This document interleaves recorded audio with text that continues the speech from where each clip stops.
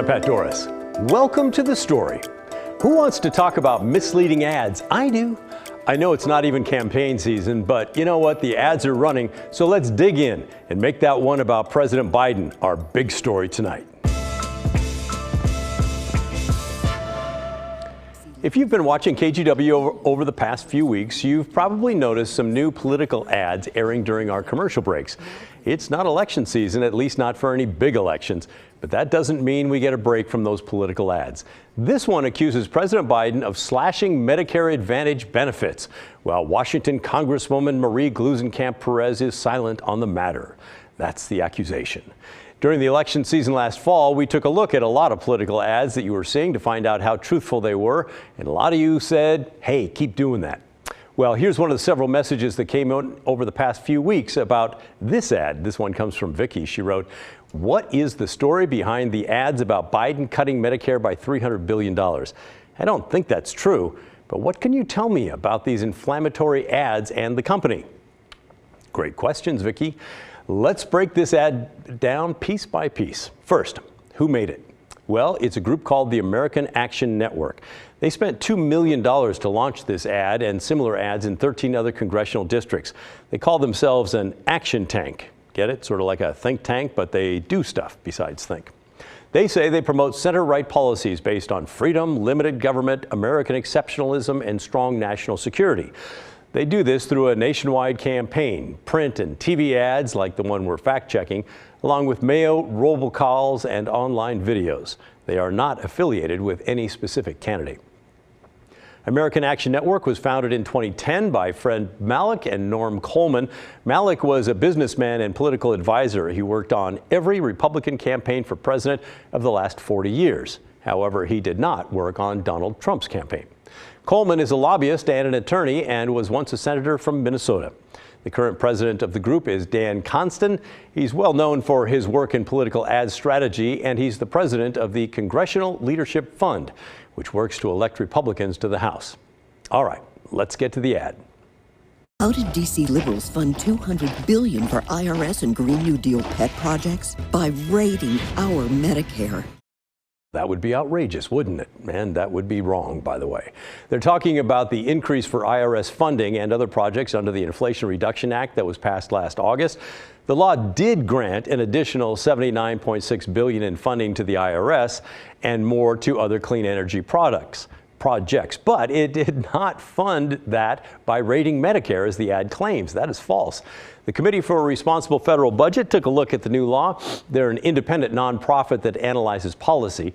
They say the money came from savings that were part of the Inflation Reduction Act.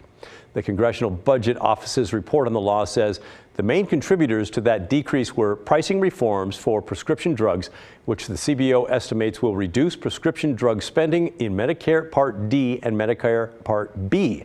The CBO mentions that the government's savings would be offset by increased spending on the IRS and clean energy projects. So there you go. Savings in one area allowed spending in the other. But saying that Medicare was raided is a bit of a leap. To simplify, it's a bit like if you figure out a way to save money on one part of your budget. Maybe you find a cheaper place to buy gas or groceries. Well, that frees up money to be spent somewhere else. But you didn't lose any gas or groceries. You just got them cheaper. Next. Now President Biden's proposing massive Medicare Advantage cuts to seniors. This headline comes from the Washington Examiner. They're an online-only conservative news outlet. If you go to the article quoted in the ad, you can see it's not even a news article. It's clearly marked as opinion. The article actually argues in favor of cutting costs to Medicare as a whole without cuts to Medicare Advantage benefits, which is sometimes called Medicare Part C. Those are plans offered by private insurance companies rather than the government. The author is Ryan Ellis, and Ryan writes, Medicare Advantage is not the place where we should be looking to save pennies on the dollar within Medicare. Rather, it should be the model toward which the rest of Medicare should be moving, with some additional reforms that will prevent program collapse or massive tax increases. The ad claims Biden wants to make cuts to Medicare Advantage benefits. That could slash over $500 in benefits per retiree, while Biden breaks his promise to 30 million seniors who chose Medicare Advantage. Well, turns out that's not true at all. Remember how Medicare Advantage plans come from private insurance companies? The Biden administration wants to change how those companies are paid, but they're not requiring any cuts to benefits. There are two rule changes being proposed. The first is the government would be allowed to recover money from times they've overpaid those companies in the past. It's a bunch of money, $4.7 billion over 10 years. Several studies and federal government audits have shown that private insurance companies have often overbilled billions to the government for Medicare Advantage plans. They do that by attaching as many diagnostic codes as possible to their patients' records to harvest bonus payments, diagnoses that don't necessarily need to be included. The second rule change is an update to the way insurance companies will be paid by the government. It would reduce some payments to insurers, but the Center for Medicare and Medicaid Services, well, they estimate that the overall effect of the changes would actually end up increasing total payments to the companies by about 1%. But some opponents say that the insurance companies would just pass the price changes on to customers and that people on Medicare Advantage plans could end up paying more that way. But that would be the choice of the insurance companies on their own. It would not be a requirement. Now, some major insurance companies have been very outspoken against the changes. Lastly, Congresswoman Marie Gluesenkamp Perez is silent. so we asked Congresswoman Marie Gluesenkamp Perez about it, and no, she wasn't quite silent at all. Her campaign staff told us the ad is a lie, paid for by big drug companies who know Marie is going to hold them accountable for the outrageous prices they charge Southwest Washington seniors.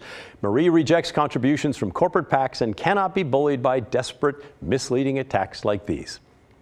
Now, that brings us to our next viewer question. We get this one a lot around here, especially around election season. Carol wanted to know, why does KGW take ads that state falsehoods? While it's definitely an ad, it still promotes a lie. Is there a requirement that ads must be factually supportable? Great question, Carol. And the rest of you who are wondering, the short answer is sadly no. Political ads are not required to be factual. The law allows politicians to say almost anything they want in a commercial. That's because political ads are regulated by the FCC, which applies just two rules. One is that all the candidates have to have the same opportunity to buy commercial time on the TV stations. And two is that politicians can say pretty much whatever they want. TV stations are not allowed to censor a political ad. This is different than the rules for consumers, by the way. Consumer ads, those are the ones that sell you the products, well, they do have to be truthful. But political ads, totally different. They can say whatever they want. And the FCC generally does not ensure the accuracy of the statements in those political ads. And if you're wondering why this ad is airing now when it's not election season, well, there's an article in the New York Times that we think is worth your time. It explains how the Biden administration has been working to cut Medicare fraud and how it's set off a frenzy of lobbying from insurance companies, lobbyists, and political action committees. Biden's proposed rule changes to Medicare are set to start taking effect the first week of April. So those groups are ramping up their efforts right now to get the message out and try and fight back against them. It also explains why many members of Congress are not stepping forward to defend private insurance companies. You can read the article now. Biden plan to cut billions in Medicare fraud ignites lobbying frenzy. It's on the New York Times, and we'll put a link on our social media. If you have questions about the political ads that you're seeing or any other questions, send us an email, will you? Our address is thestory@kgw.com. Still to come on The Story. Eugene became the first city in the state to ban natural gas hookups in new residential construction, thanks to a vote by the city council. But the policy is already on hold and will be put to voters thanks to a signature gathering campaign that was largely paid for by the state's largest natural gas utility. We were definitely expecting a fight. We were not expecting this level of a fight. Is Northwest Natural playing fair? No matter what you think, they're not shy about their involvement in all this. Environmental reporter Cale Williams explains when The Story returns.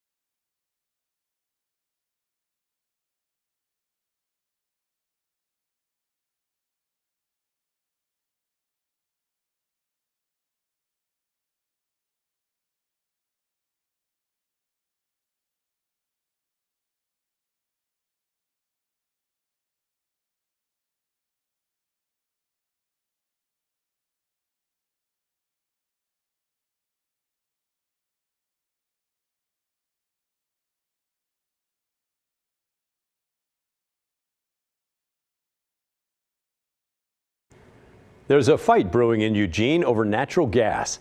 It became the first city in Oregon and about 100th in the nation to ban natural gas hookups to new residential construction. It's meant to cut down on greenhouse gas emissions, but the new policy is now in question after a signature gathering campaign bankrolled by the state's largest natural gas utility. It forced a public vote on the issue, and advocates who worked on getting the ordinance passed say the utility is not playing fair. Environmental reporter Cale Williams went to Eugene and brings us the story. The motion is on the table. All in favor, please raise your hands. 1, 2, 3, 4, 5. Opposed? 1, 2, 3, and that passes. With that vote, on February 6th, Eugene became the first city in Oregon to ban natural gas in new residential construction. That is super important. Aya Cockrum, coalition coordinator with Fossil Free Eugene, one of the groups that had been pushing for the move, was overjoyed. The fossil fuel industry. But the celebration, it didn't last long. We were definitely expecting a fight. We were not expecting this level of a fight. In Eugene, any ordinance passed by the city council can be put to a citywide vote with roughly 6,500 signatures. Within days, a group called Eugene Residents for Energy Choice, they started gathering those signatures, and earlier this month, they turned in more than 12,000, nearly double what they needed. But Cockrum says thinking of this group as anything more than a front for Northwest Natural is a mistake. Records from the Secretary of State show the group is registered to a Portland address, and they were bankrolled almost entirely by Northwest Natural. They are almost solely funded by Northwest Natural. At our last count, I believe Northwest Natural had donated about $1 million to this group. The only other contributions outside of Northwest Natural came in at just $165. But Northwest Natural has not tried to hide its role in this campaign. In a statement, the company said, "We believe Eugene voters should have a say on this decision, which is why Northwest Natural is supporting a signature gathering campaign to get the council's decision to ban gas in new homes on the ballot." The utility raises two primary concerns in its opposition. First, it cites a 2022 poll showing 70% of Eugene voters opposed a ban on gas hookups in all new buildings. Advocates, however, point out this ban would only affect residential buildings, and that consistent polling over many years has shown that Eugene residents care deeply about action on climate change. Northwest Natural has also asserted that banning gas hookups would only result in a reduction of emissions of 0.1% between now and 2037, citing a graphic produced by the city. In a letter to state lawmakers, Eugene's own sustainability manager pushed back on Northwest Natural's claims, saying the company is, quote, mischaracterizing the statistic. And a study commissioned by the city found that actual reductions would be close to 12% between now and 2050. But what concerns Jennifer Ye, a city councilor who voted in favor of the policy, is the misinformation she said she hears about from her constituents. We've seen folks trying to gather signatures, trying to imply that this would affect people in their homes that are already built, that this would somehow affect businesses or industries. And by conflating all these things, it confuses people. It's kind of building off of people's fears that there might be some sudden change to their lifestyles. Ye was clear about what the ordinance would and would not do. No one's being asked to change what they're doing right now, right? Everything will remain the same. If you're using it to cook your food or heat your home or you have a fireplace, however you're trying to use it, this ordinance changes none of that. One consequence of the policy being put to a vote, though, is that some of its strongest advocates will be excluded from the process. If it goes to the ballot... Mila Vogelazang Liu, a junior at South Eugene High and co-president of the school's Climate Action Club, said she's been pushing hard for this policy for quite a while. But she's too young to vote. Youth climate activists like myself have been testifying at City Council and working to get the electrification ordinance passed for over 2 years now. And if it goes to the ballot, our voices will be silenced. So they're pretty much eliminating our voices in this issue when it's going to concern us most, since it's our futures that are going to be impacted by the climate crisis. Jeff McGillivray, a member of Eugene Residents for Energy Choice and part of the Plumbers and Steamfitters Union, said he hasn't heard of any signature gatherers misrepresenting the ordinance. But he's still confused as to why the city council didn't let people vote on it in the first place. I still don't understand the maneuvering or the fear of letting the citizens of Eugene speak. I mean, that's democracy in its simplest form, and not letting them speak their voice is, I think, is irresponsible of the council. This is a vital step. Interestingly, Cockrum doesn't see a public vote as a win for democracy.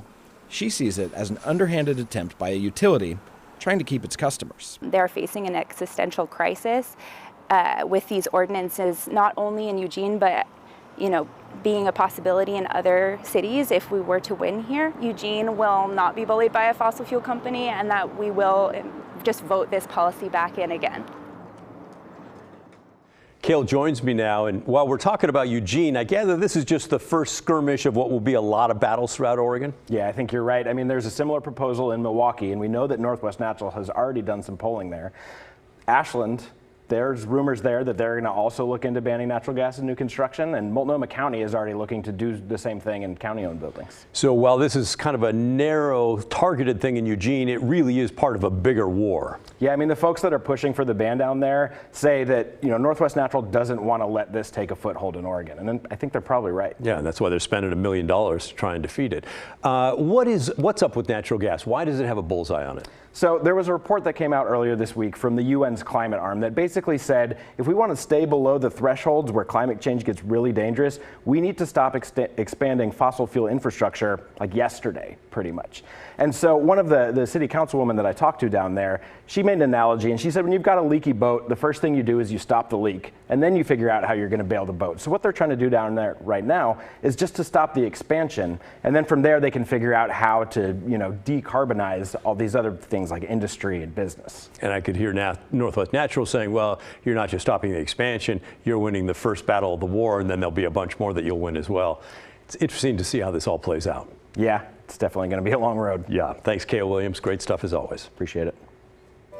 Still to come on the story. You had plenty to say following our story yesterday about the bill in Salem that would allow Oregonians to pump their own gas. We'll answer some of your questions about the bill and hear some of your thoughts when the story returns.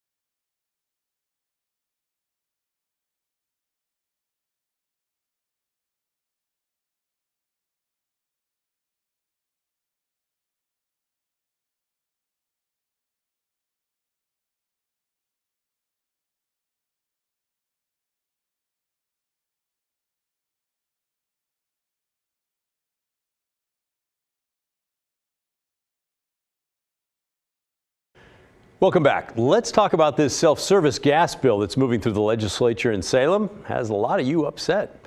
It's House Bill 2426. It has bipartisan support, and it's already cleared a major hurdle by passing the House of Representatives on a whopping 47-10 vote. Here's what it would do. And there's a difference, by the way, between Oregon's urban and rural counties. In the state's 16 more populated counties, stations could designate up to half of their pumps as self-serve. They would need to keep at least one gas attendant on site to pump gas for customers who don't want to do it themselves. In Oregon's 20 other lesser populated counties, no attendant is required, meaning stations could go fully self-serve if they wanted to, but they're also able to keep attendants in order to keep customers happy for those who don't want to pump their own. Stations across the state, by the way, would have to charge the same price for the gas, whether you're pumping it yourself or having an attendant do it for you. Only Oregon and New Jersey require attendants to pump our gas right now, and after we asked for your thoughts on the bill, most of you want things to stay just the way they are. Calling for my husband and I. Neither one of us want to pump our gas. We're in our 70s, not that that's a big deal. It doesn't matter what age we are. I don't want to pump my gas. It's the same price as when I go anyplace else. But in Oregon, it's cold and windy. We don't want to get out of the car. Lazy, I guess, but that's the way it is. Nope, that's not lazy. A lot of people feel that way. Another viewer named Deborah wondered about the 20 rural counties and people who don't want to pump their own gas there. Will they have to drive to an urban county to find an attendant? Well, during our discussion with Republican Senator Daniel Bonham of the Dalles this week, one of the chief sponsors of this bill, he said he's heard from several gas station operators in his neck of the woods who plan to keep attendants simply because their customers expect them to be there. Now, that's just anecdotal evidence, and there's nothing in the bill to require attendance in those rural counties. So to answer Deborah's question, if you live in a rural county and don't want to pump your own gas, you'll have to find a station that chooses to keep attendants to help you. I personally think pumping your own gas is a really stupid idea. It takes away jobs. Yes, right now it's very difficult to find people who are willing to do those jobs, but I also feel like it's not going to make the lines any quicker than they are now. People have not done this. I don't think that people want to do this. I know I don't. We'll see. I do. It's faster for me. But anyway, many of you, far more than we anticipated, apparently believe that pumping your own gas will somehow turn into a water gun fight on a hot summer day with gas going everywhere. I don't think that they should allow pumping your own gas. I think that it should be continued to have your gas pumped for you. I don't want to stink like gas when I'm wearing a nice evening gown. I don't want to stink like gas when I'm wearing regular clothes. I think it's an awful idea. Now, I have to say, I have spilled gas on myself up in Washington State, and that's not a good smell, so I hear you there.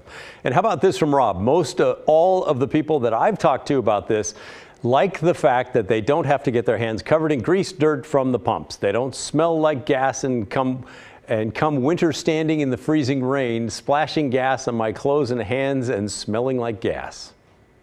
And this self-serve gas thing is going to be a little complicated for many people. I can see handicapped people having an issue with it. I can see the elderly having an issue with it.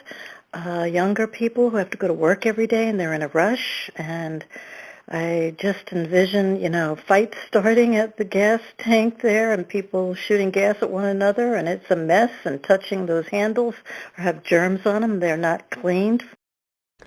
Well, I certainly hope not. That does sound quite bad. Now, I think there's certainly an argument to be made when it comes to folks with disabilities or elderly needing someone to help pump their gas. But this idea of gas being sprayed all over you or people shooting it at each other, it's kind of out on the edge there. For fans of the movie Zoolander out there, you know what I'm talking about, right? But anyone who has lived in self-serve states can tell you it's not as scary as many of you think it is. And don't just take my word for it. A viewer named Scott says he was raised in Oregon but moved to St. Louis a while back. My wife and I were a bit concerned about having to pump our own gas at first, but quickly realized it was silly to worry about it. In fact, it was so simple and quick that we came to truly enjoy it. He's back in our area now and goes on, "We are so glad the state is finally coming to its senses on this and hope very much this bill passes and is signed by the governor." I support the pump your own fuel bill. Hope it passes. I just wish Yamhill was one of the rural counties that could go 100%. And Kim says, I think it's about time for Oregon to be able to pump their own gas. I'm not really looking forward to it, but the bill as written does give us a choice. No matter how you feel about it, we'll keep an eye on its future. I think it's going to pass easily. If you missed our segment yesterday, by the way, two senators on opposite sides of the aisle are optimistic about passing it this year. And as I said earlier, it's already passed the House and is waiting on a Senate committee referral. Once there, there'll be a public hearing and a work session before eventually going to the full Senate. They'll pass it. It'll go to the governor. She'll sign it, and there you go. If it passes, it will head to Governor Kotek's desk. I should say if, and then she'll have the final say. All right, keep sending your questions and comments to thestory@kgw.com. We're going to wrap things up right after this.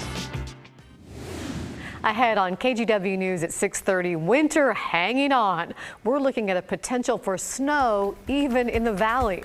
Plus, two teenagers jump into action when a baby and mother are in a car crash. When I climbed to the back seat where I see the baby was like upside down, like hanging from its from the car seat. Amazing story, the wrong turn that put them in the right spot to save the day. That's coming up at 6:30.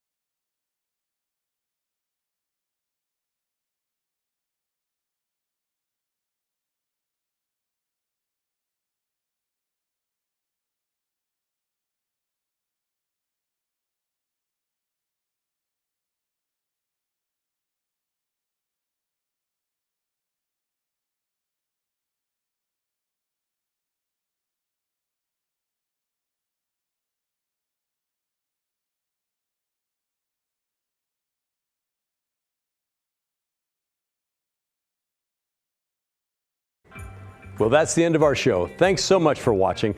And remember, the story, our collective story, well, that never ends. I'll see you tomorrow. This is KGW News at 6:30. Good evening, and we begin at 6:30 with an update on the case of a missing Vancouver mother and daughter believed now to have been found dead. The family of Miche Melendez and 7-year-old Layla Stewart now grieving and waiting for the medical examiner to officially identify the bodies discovered yesterday in Washougal. Thanks for joining us. I'm David Molko. And I'm Laurel Porter. It is an agonizing wait for family after Misha and Layla went missing on March 12th. Mike Benner is following the story for us and continues our coverage from Vancouver. At the corner of Southeast Sunset View and Wooding Roads in rural Washougal, you'll find some heart balloons and flowers. And further up Wooding, a second memorial. Clearly a tribute